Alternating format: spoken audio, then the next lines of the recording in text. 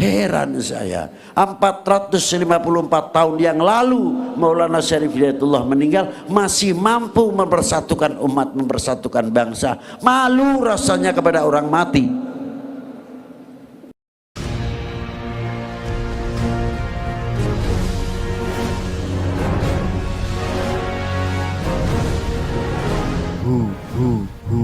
Allah.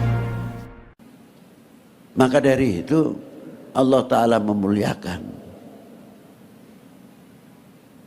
Sholawatnya para malaikah kepada Rasulullah, istighfar untuk umatnya.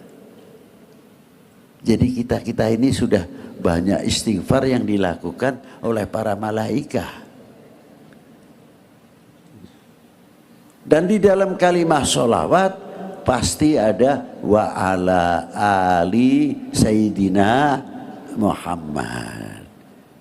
Sholawat ini selalu berhubungan setiap hari. Yang pertama, setiap sholat 5 waktu, setiap tahiyat pasti ada assalamualaikum ayuhan nabiyyu wa rahmatullahi wa barakatuh. Langsung antar hubungan umat dengan nabinya. Berapa kali setiap waktu kita hubungan dengan Rasulullah, terlepas daripada sholawat selain di dalam sholat.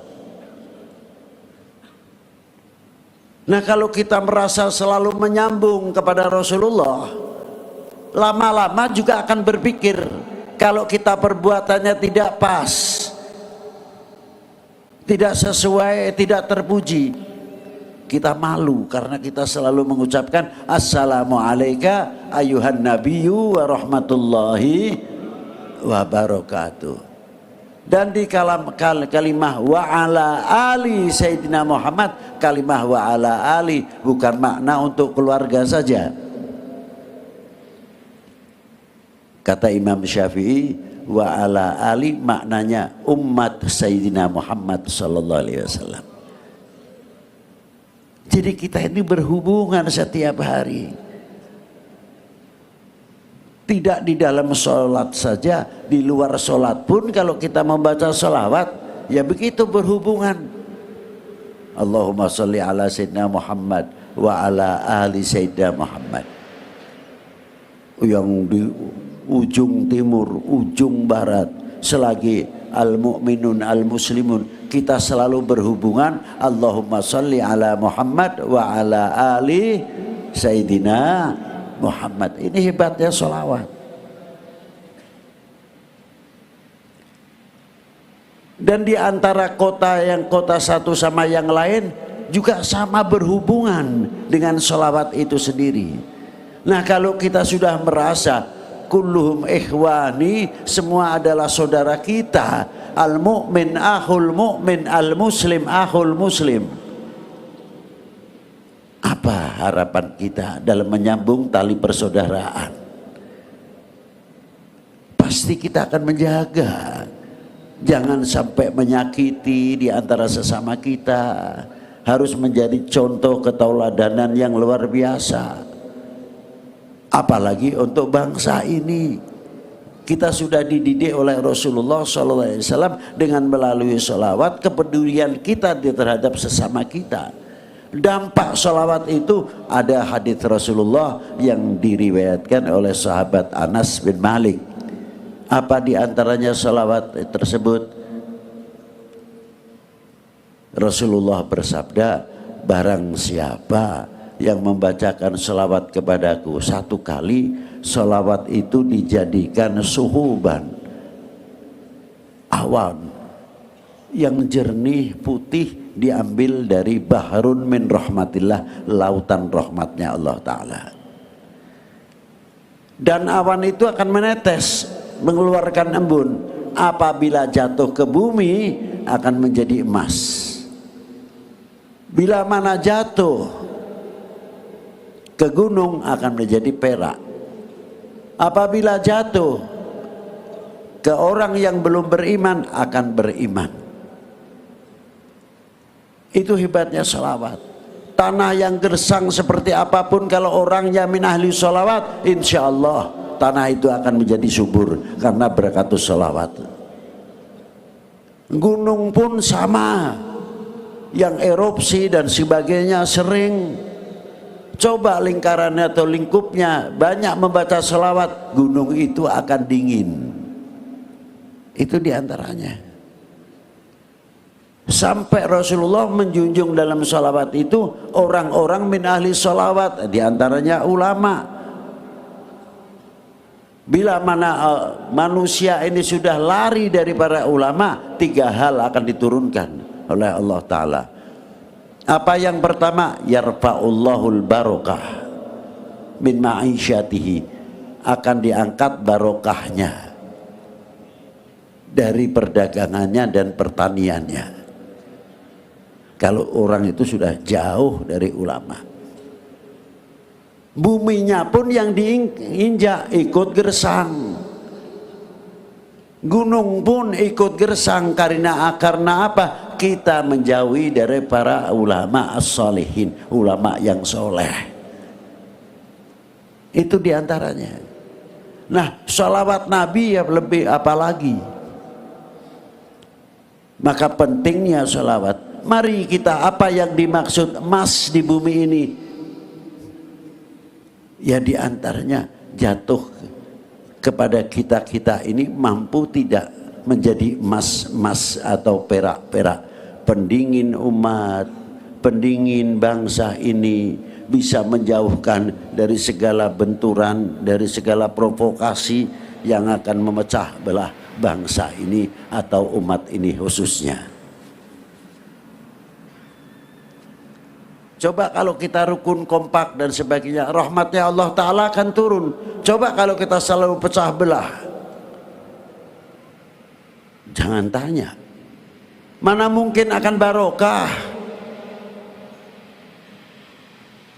Maka dengan adanya sholawat kepada Rasulullah malam ini, dengan Bekasi bersolawat, kita tumbuhkan kembali sholawat ini di perkampungan-perkampungan, musola-musola, supaya apa? Segera turun emas dari Allah Ta'ala, perak-perak dari Allah Ta'ala, akan menjadi subur dan menjadi kebangkitan ekonomi dan pertanian, sehingga anak-anak soleh, anak-anak kita menjadi hamba Allah yang soleh.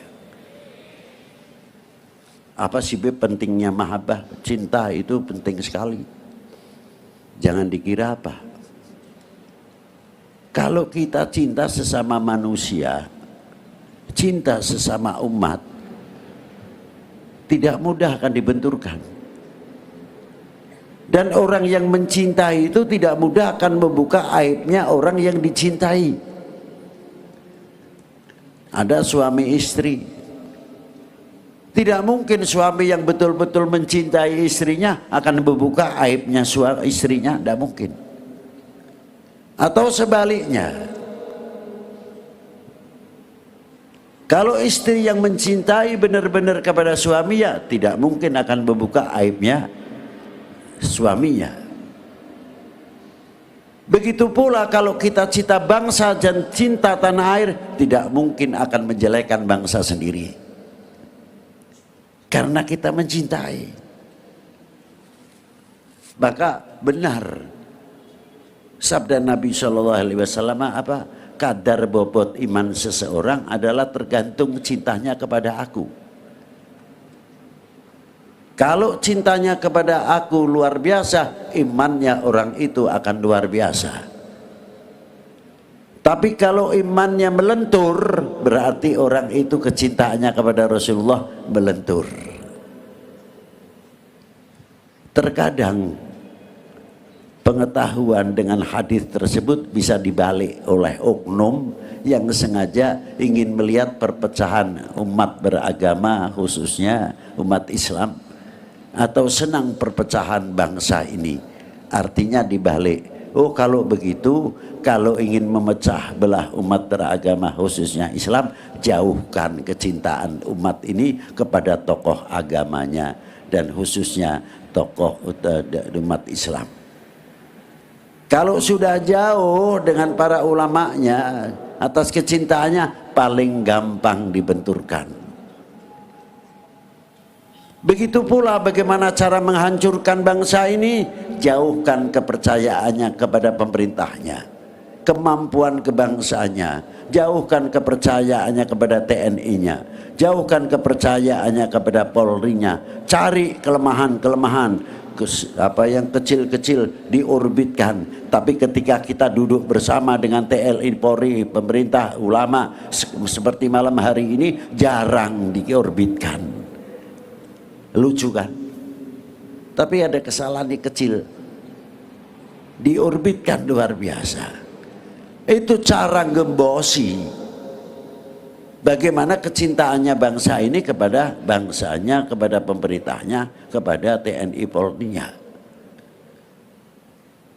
Tapi bagi orang-orang yang mencintai luar biasa, tidak mungkin akan digoyahkan karena kecintaannya lebih-lebih akan membuka aibnya saudara kita sebangsa setanah air, saudara mukmin kita.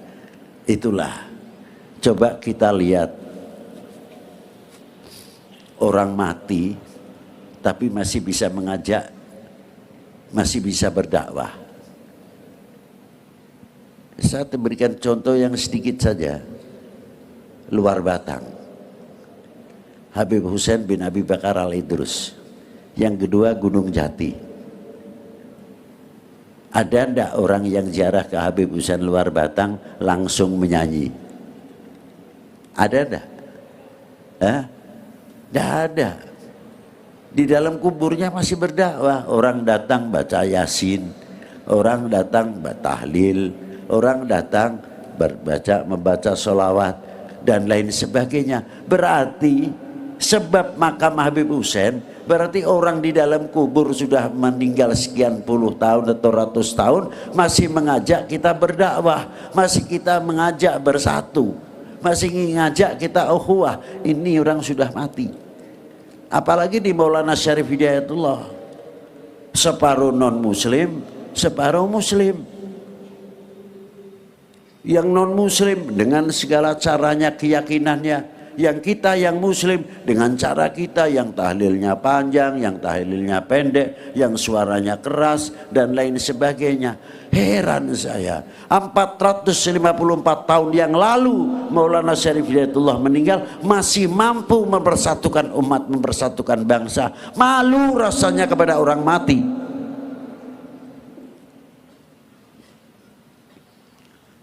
Para beliau masih mempersatukan dalam persaudaraan, cinta bangsa dan cinta tanah air. Mestinya kita banyak bercermin. Oleh-olehnya khol ini apa? Oh, kita baru pengajian di Bekasi dengan apa judulnya tadi? Temanya Bekasi bersolawat. Nah, oleh-oleh kita dari Bekasi bersolawat ini apa? Maknanya solawat ini apa? Ayo kita amalkan. Untuk apa? Merapatkan jajaran, menjadi perekat umat, perekat bangsa, sehingga tidak mudah digoyahkan. Itu harapan kita semuanya. Bila mana ini terjadi, insya Allah cepat untuk mencapai bernegara baldatun thayyibatun wa rabbun ghafur. Ini harapan. Semoga menjadi contoh kita semuanya.